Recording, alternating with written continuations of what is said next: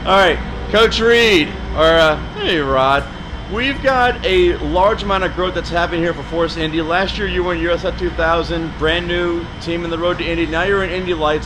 What have been some of the growing pains that you and the team have experienced over the last, few months that y'all have done Indy Lights this year? Well, Chris, I tell you, the biggest thing is that this Indy Lights car is so much more sophisticated than we could have ever imagined, especially when you compare it to USF2000. So the crew itself had to really get up to speed on all of the things that we now have to consider. Everything from all of our sensors and gears, and we had a pretty standard gearbox. Now we have the opportunity to change gears and things like that. So I think just the fact that this is a much more sophisticated race car was one of the things that we had to address too. The other thing is, I just think overall with Indy Lights, there's a lot of things that they do very, very similar to IndyCar. So learning that, which is a little different than, again, USF2000.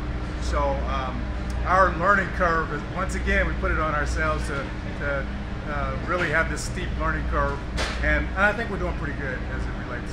So what's been the biggest thing that you've learned, like in the race itself, over the last few months? Because back in USF it was just standard sprints and stuff like that.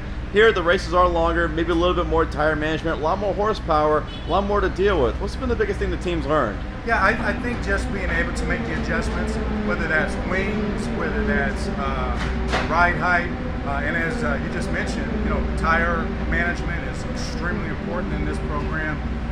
We've got longer races, we've got much more sophisticated equipment that we have to deal with.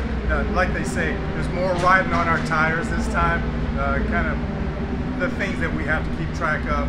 The other thing that I think is pretty exciting is that the level of competition is really, really great. So we've got a lot of guys that have been in open wheel for a long time. They're used to doing, they run cars with downforce and making adjustments to the aero. And that's something that's been new for us, to make those adjustments to aerodynamics and to be able to have Ernie, who's our driver this year, be used to that sort of thing. So, future of Force Indy, next year, I'm thinking Indy Lights again, or what are we going to do next year for Force Indy? Yeah, that's what we'd like to do, is maybe take what we learned this year, move it into next year, and hopefully compete for a championship. But this is our growth year, but next year I think we're going to repeat. Single car or two cars maybe? Nah, that's the $64 million question.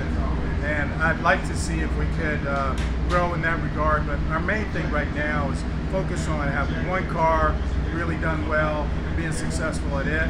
If we go to two cars, it'll be because we feel like it. So, one more question here. We've got Indy Pro 2000, USF 2000 down the ladder system. Would you ever look at expanding Force Indy to having multiple levels on the road to Indy?